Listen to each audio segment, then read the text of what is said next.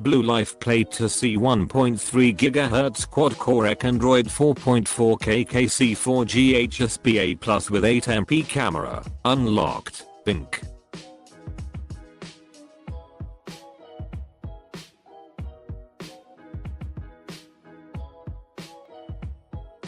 Unlocked dual SIMc 8GB storage plus 1GB RAM. Android OS CV 4.4. KitKat. C microSD up to 32GB. 4.7 IPS display. 540x960. 8MP camera with LED flash with HD recording. 1080p. C2MP front camera for video calling. And instant self-portraits 4G HSPA plus up to 21 megabits per second. 850 over 1900 nationwide AT&T, Cricket Wirelessc Straight Talk Net 10 CH20 Wirelessc 420 Wirelessc Black Wirelessc Consumer Cellularc Purec Pocketc Telcel America, T-Mobile, MetroPCSc Lycac Speedtalkc Go Smartc Simple Mobilec Net 10C Straight Talks Olivetic Ultra Mobilec Telcel Americac Walmart Family Mobile supported in most areas. Check with your service provider.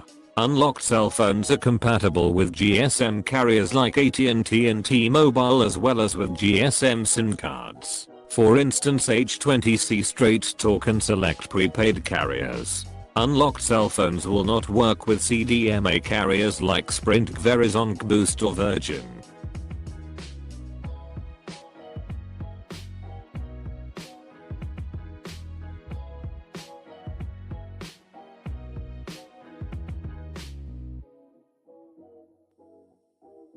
Color, pink. The new Life Plate 2 succeeds its predecessor powered with a new 1.3 GHz quad-core processor and upgraded 8GB internal memory. Also included is 1GB RAM and the latest Android 4.4 KitKat which offers users the most up-to-date performance 8MP camera with features such as LED flash geotagging and 1080p HD video recording.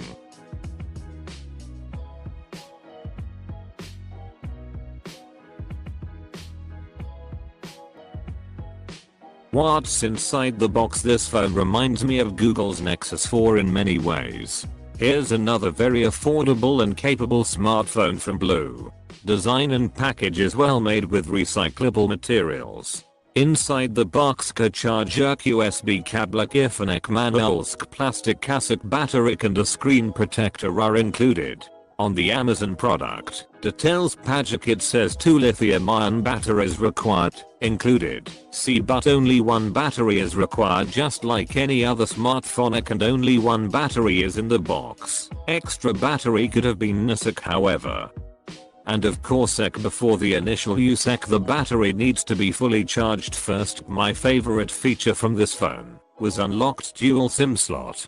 It doesn't just have 2 SIM slots, but I could actually activate 2 SIM cards simultaneously. Then I could assign data service to SIM 1 and voice service to SIM 2 or vice versa. This is the feature I always wanted, since cell phone carriers keep raising the fee. Now I can finally have voice and data separately from 2 different carriers. I tried Cricket SIM and T-Mobile SIM together and all worked great without an issue. I noticed that however when both SIM cards are active battery seemed to run quicker. The SIM slot #1 is micro SIM and slot #2 standard sized.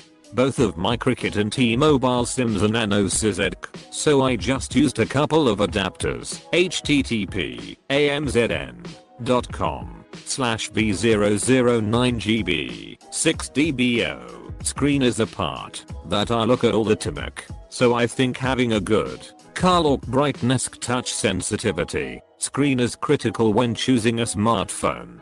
And to my surprise the screen on this phone look no different from most of the recent smartphones. I checked again the resolution and it stated 540x960. Because my eyes are used to higher resolution display devices these days, I was able to tell the resolution difference between this phone and my iPhone 6. However, I just couldn't complain that this is lower resolution phone because it just looked perfectly good. reading a news article, watching a HD video, and playing with the photos I took with this phone. All these screen intensified activities looked perfectly fine. If you're worried this has lower resolution than other recently launched phones, please worry not. I've seen some worse screens on the phone and this one has a very nice on unlike other budget phones. Other than the lower number of pixels, the screen itself is very bright, clear and sharp. The factory default color temperature runs slightly cooler than my iPhone, but I prefer to have cooler screen than a warmer one. Touch sensitivity was also very responsive and prompt. I didn't feel or see anything lagging or delaying on the screen. Processing speed is one thing I noticed that lacks from my expectation. I felt it was little slow, but it was nothing like buggy or laggy. Because I had a faster phone before, I felt this one was slightly slow. When web browsing in Chrome, pages open little slow, but once loaded it browses normally. Other apps such as Google Maps, Camerac, Skype etc. work really well and fine, including receiving the GPS signals. This phone might not offer fastest processing speed, but considering the cost of this device, this would beat any competitors. Also, using Google Maps navigation worked really well and faster than others. Internal onboard storage is 8GB, but I had no problem adding a 32GB microSD card with full of media files. Different video files such as MKVC, AVIC, MP4C all worked fine, and I was surprised actually the phone didn't even get hot when watching a movie. With my 32GB microSD card added, I have more than enough storage to shoot HD videos with this phone. Approximately 22 hours of shooting time. Most frequently used hardware's parts such as front/back camera, battery, LED flash, speaker, headphone port, and all the buttons work well as they expected. I especially like the massive 8-megapixel camera in the back. Photos look wonderful and sharp, and video recording did a good job as well. Since this is a budget phone, there's no image stabilization or slow motion video recording, but it does perfectly well on the fundamental features of smartphone.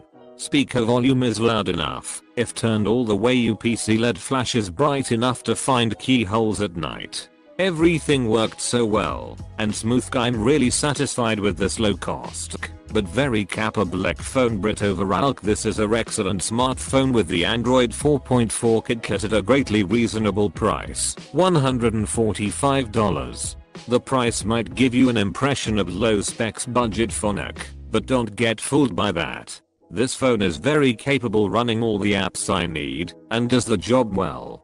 The build quality is excellent, and again the phone doesn't feel cheap at all. It feels like Nexus 4 for me and weighs 5 ounces, slightly more than iPhone 5s. 4 ounces, 4.7. Screen size is very nice and big.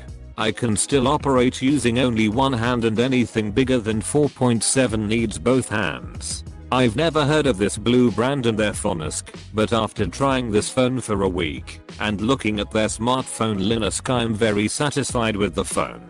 Along with other Chinese underdog brands such as Huawei, Pocketc, Xiaomi and ETC, Blue Life 2 is surely another good competitor to those major brands. Smartphone and WEC the consumers are getting much wider pricing and device options.